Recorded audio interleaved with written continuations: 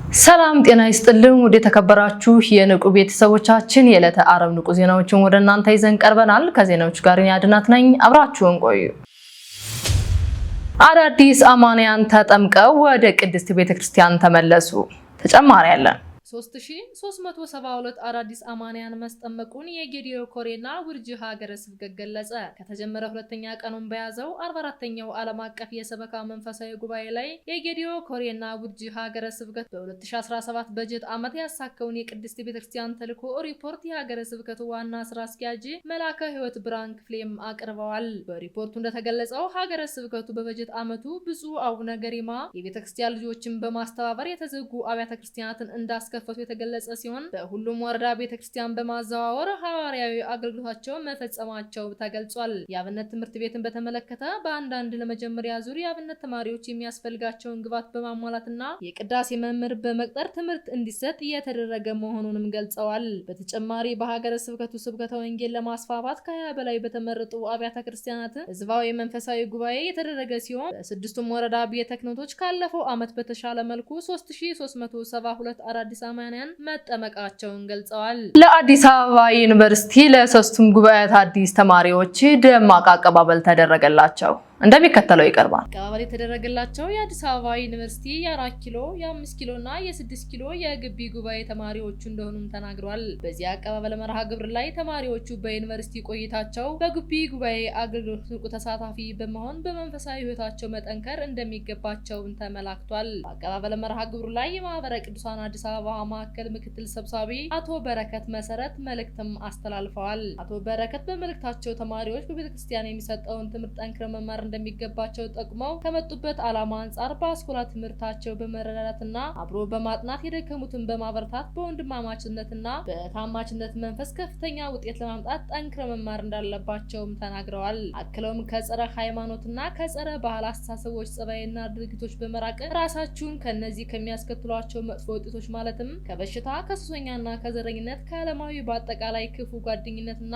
የማህበራዊ ሚዲያ አላግባብ መጠቀም ከሚያመጧቸው አሉታዊ ተጽዕኖ መራቅ እንደሚገባቸውም ተናግረዋል። በአቀባበል ስነ ስርዓቱ ላይ የእግር ማጠብ መርሃ ግብር የተከናወነ ሲሆን ጸሎተ ወንጌል፣ መዝሙር፣ ቅኔና የጋራ ወረብ የመርሃ ግብሩ አካል የነበሩ ሲሆን ዲያቆን ያረጋል አበጋዝ ለተማሪዎችም ትምህርት ሰጥተዋል። ዲያቆን ያረጋል አበጋዝ በነጻነት ክርስቶስ ነጻ ወጣን በሚል ርዕስ ትምህርተ ወንጌል የሰጡ ሲሆን በዚህ ርዕሰ ጉዳይ በመመርኮዝ ተማሪዎች ክርስቶስን በሰጠው ነጻ ፍቃድ ውስጥ በመሆን በአገልግሎት ሊተጉ እንደሚገባ በትምህርታቸውም አንስተዋል። የነጻነት ምንጩ እግዚአብሔር መሆኑን አንስተው በዚህም የሰው አፈጣጠር መሰረት በእግዚአብሔር አምሳልና በነጻነት መሆኑ ለክርስትና ሕይወት በመትጋት መስራት እንደሚገባ በትምህርታቸው አብራርተዋል። በዚህም እግዚአብሔር ነጻ አድርጎ የፈጠረን ትእዛዙን በፍቃዳችንና በፍቅር እንድናደርገው ስለሚገባ ነው ብለዋል። እግዚአብሔር የነጻ አምላክ በመሆኑ ነጻነታችን ተጠቅመን ተገቢውን ኃላፊነት በመውጣትና በክርስትና ሕይወት ለመኖር በርትተን መስራት ተገቢ መሆኑንም ተናግረዋል። በእግዚአብሔር በመሆን ክርስቶስን በመምሰል በብርቱ መስራትና ቤተክርስቲያንን በማገልገል በትምህርታችን ብሎም በሕይወታችን ስኬትን መጎናጸፍ ይገባናልም ብለዋል። የአዲስ አበባ ሀገረ ስብከት ባለፈው በጀት ዓመት ከ800 ሚሊዮን ብር በላይ ለመንበረ ፓትርያርክ ጠቅላይ ቤተ ክህነት በፐርሰንት አስገባ።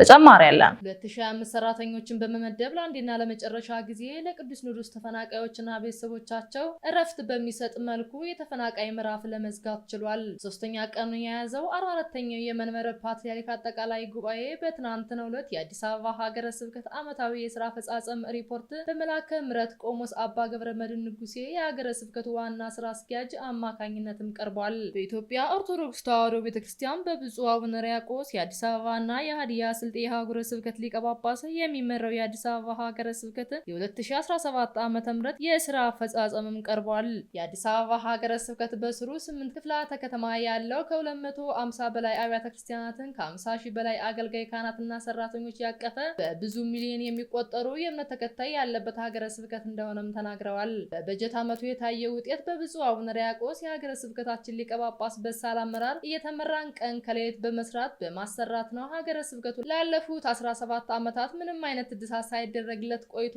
እርጅና የተጫጫነው የሀገረ ስብከቱ ህንፃ አንድ በጎ አድራጊ ምዕመናን በማስተባበር የውስጥ ክፍሉን በአዲስ ዲዛይን በመቀየስ ዘመኑን የዋጀና በቴክኖሎጂ የበለጸገ የቤተክርስቲያን ልዕልናን ከፍ አድርጎ በሚያሳይ መልኩ ጥገናና የውስጥ እድሳት ተደርገውለት በብፁዕ አቡነ ማትያስ ቀዳማዊ ፓትርያርክ ርዕሰ ሊቃነ ጳጳሳት ዘኢትዮጵያ ሊቀ ጳጳስ ዘአክሱም ወዕጨጌ ዘመንበረ ተክለ ሃይማኖት ተባርኳል። ስለተሰራው የመልካም አስተዳደር ከፍተኛ የኢኮኖሚ እድገት በብፁዕ አቡነ ሕርያቆስ የአዲስ አበባና የሀዲያ ስልጤ ሀገረ ስብከት ሊቀ ጳጳስ ክቡር መልአከ ምሕረት ቆሞስ አባ ገብረ መድኅን ንጉሴ የሀገረ ስብከቱ ዋና ስራ አስኪያጅ፣ የሀገረ ስብከቱ የስራ ኃላፊዎች፣ አገልጋይ ካህናት፣ አጠቃላይ የህዝበ ክርስቲያን ክብር ይገባቸዋልም ብለዋል። በጉባኤው ላይ ጠንከር ያለ መልእክት ከብፁዕ ጠቅላይ ስራ አስኪያጁ ተሰጠ። እንደሚከተለው ይቀርባል። ጉባኤው በተያዘለት ፕሮግራም እየተካሄደ ነው። የሀገረ ስብከቱ ዓመታዊ የስራ ሪፖርቶችም እየተደመጡ ነው። ነገር ግን በትናንትናው ዕለት የሁለተኛው ቀን ውሎ የሀገረ ስብከቱ የሚቀርበው የተጋነነ ሙገሳ የበዛበት ሪፖርት በገሃድ ያለውን ችግር የሚቀርፍ አይደለም ብለዋል። እየሆነ ያለው በወረቀት የሚቀርበው ሙገሳ አድናቆት ያለብን ችግር አይቀርፍም። ሁላችንም እንታወቃለን፣ ህዝቡ ያውቀናል። ይልቁንስ የሚሻለው ሪፖርቱን አጠር አድርገን ሰምተለውት ሰፊ ጊዜ በመስጠት ያለውን ችግር በመነጋገርና በመመካከል ለችግሮቻችን የጋራ መፍትሄ በማስቀመጥ የቤተ ክርስቲያንን አደራ ስንጠብቅ ትውልድ እናሻግራለን። ሰላም ሳይኖር የሰላም አምባሳደር የለም። እኛ መጀመሪያ ሰላማዊ እንሁን፣ የምናገረውን ቃል እንኑረው፣ ምሳሌ እንሁን። ያን ጊዜ ቤተ ክርስቲያን ክብር ከፍ ይላል። ከሪፖርት መስማት በኋላ በሚኖረው ፕሮግራም ላይ በውይይቱ ብዙ መፍትሄዎች ይጠበቃሉ። ሁሉም ለአንዲት ቤተ ክርስቲያን ጠንካራ አመራርና መንፈሳዊ ህብረት በጋራ ይቁም ብለው ብፁዕ አቡነ ሳይሮስም ተናግረዋል። በሸገር ከተማ ሀገረ ስብከት በኮየ ፍጬ ገላን ክፍለ ከተማ የሚገኘው የሀብሩ መድኃኔዓለም ቤተክርስቲያን አስተዳዳሪና ካህናት የድረሱልን ጥሪ አቀረቡ። እንደሚከተለው ይቀርባል። የመድኃኔዓለም ቤተሰቦች፣ የመድኃኔዓለም ልጆች፣ የክርስቲያን ወገኖች የሆናችሁ ሁሉ እኛ የምናሳስባችሁ ምናልባት ዙሮ ሁለተኛውንም ቤተክርስቲያኑን በአዲስ አበባ በብስራተ ገብርኤል፣ በመካኒሳ አቦ፣ በመካኒሳ ቅዱስ እግዚአብሔር አብ እንዲሁም በጎሮ ባለው ህብረተሰብ ወይንም ክርስቲያን እየዞር ነው ቤተክርስቲያኑ በቆርቆሮ ቢሆንም እንዲሰራ ያደረግን። አሁን ግን ካህናቶች እየራባቸው እየጠማቸው ደሞዝ የሌላቸው በመሆኑ ቤተክርስቲያኑ ዙሮ ሊዘጋብን ነው። ካህናቶች ሊበተኑብን ነው። ስለ መድኃኔዓለም ስለ አምላካችን መድኃኒታችን ለዓለም ቤዛ ለሆነው ለመድኃኔዓለም ታደጉን። ያው ካህናቶች ደሞዝ የላቸውም፣ ዲያቆናቶች ደሞዝ የላቸውምና ስለዚህ ያው የሚለብሱት አልባስም የላቸውም፣ ልብስም የላቸው፣ ዕጣን ጧፍ።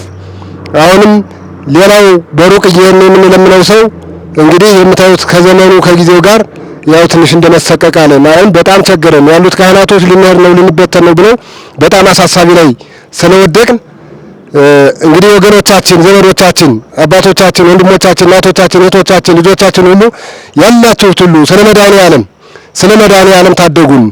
ቤተክርስቲያኑ ከመዘጋት አውጡን። እናንተ ተቀምጣችሁ የክርስቶስ ቤተሰቦች እያላችሁ የመድኃኔዓለም ልጆች እያላችሁ ቤተክርስቲያናችን አይዘጋ። 12 ዓመት ተዘግቶ አሁንም ደግሞ እንግዲህ ዙሮ እንዳይዘጋብን ወደ ነበረው እንዳይመለስብን ካህናቶች ሊበተኑብን ነው፣ ዲያቆናቶች ሊበተኑብን ነው። የአካባቢው ህብረተሰቦች እንግዲህ ገበሬዎች ናቸው፣ ድሆች ናቸው፣ ምንም የላቸውም። ምንም የሌላቸው ህዝቦች ስለሆኑ የዕለት መቁረር የላቸውም። ካህናቶች ጾመ ፍልሰታን ሲያገለግሉ ሲቀድሱ ከርሞ 5 ሳያገኙ ሄደው በጣም ተማረው ሊሄዱብን ስለሆነ ስለ መድኃኔዓለም ስለ ድንግል ማርያም ስለ መድኃኔዓለም ስለ አምላካችን ለዓለም መድኃኒት ስል ሁላችሁንም አማጽናለሁ። ስለ መድኃኔዓለም ታደጉን። ቤተክርስቲያኑ ከመዘጋት አውጡን።